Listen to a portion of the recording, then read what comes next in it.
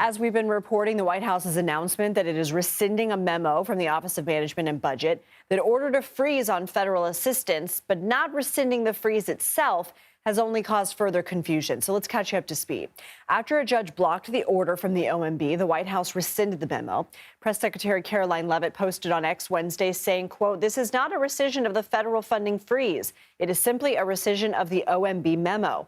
To help us understand what all this means, Rhona Tarrant joins me now. She's the executive editor of CBS News Confirmed. So, Rhona, do we even have a grasp of what was originally affected by this memo and what this all means now? The short answer is no. So since this came out on Monday, there was widespread confusion. As Nancy Cortez reported yesterday, some senators were getting calls from organizations wondering, are we affected by this?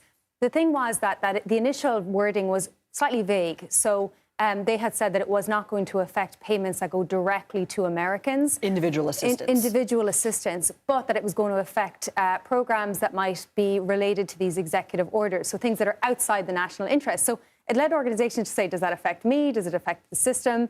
The other thing yesterday that happened was a payment portal for Medicaid actually went down.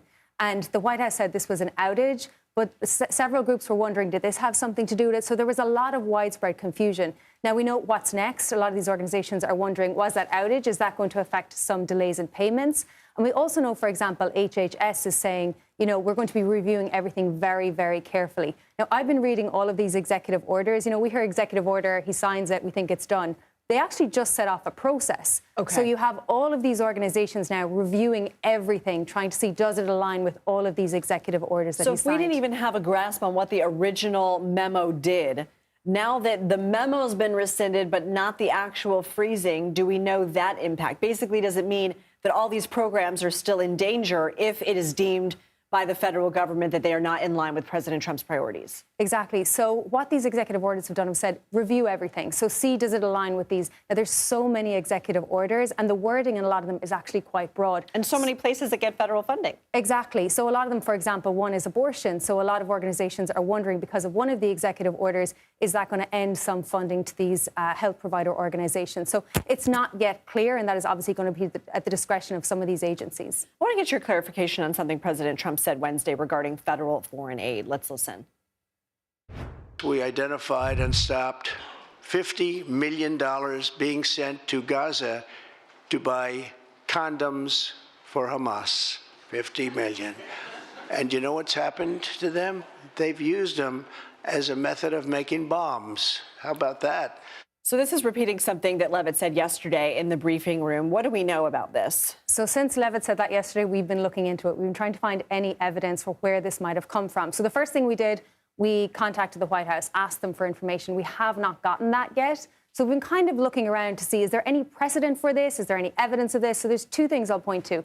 Number one, we looked to precedent. So we said, is there any evidence of U.S. aid sending massive amounts of contraceptions around the world? Now, the latest that we could find was 2023. Now, in 2023, there was a shipment of contraceptives, but that was to Jordan. Now, that was for $45,000, and only a small amount of that was for condoms. So what we know is there hasn't been a precedent for this, so we can't see evidence on that side.